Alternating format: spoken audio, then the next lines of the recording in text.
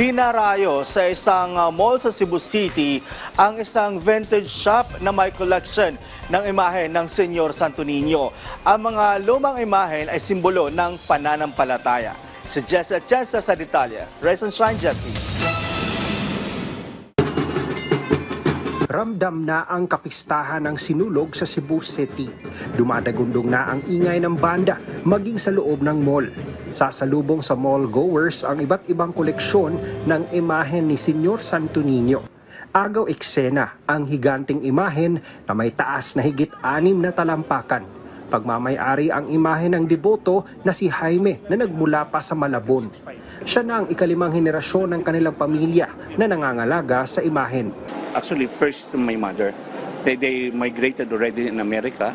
So, gibilin nga siya sa Pua. Yeah, ako nagipasahan.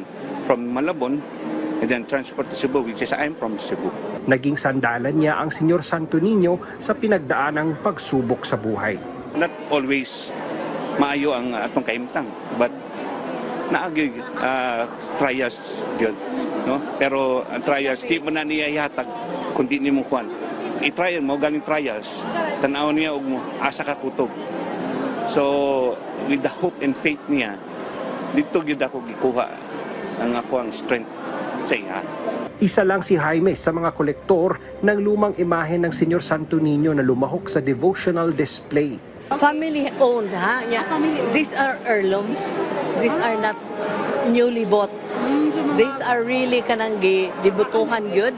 This is in reverence to their kuan collection.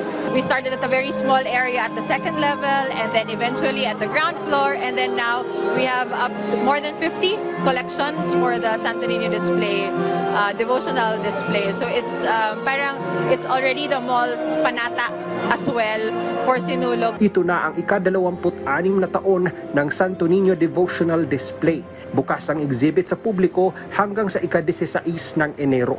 Mula sa PTV Cebu, Jessie Atienza para sa Pambansang TV sa Bagong Pilipinas.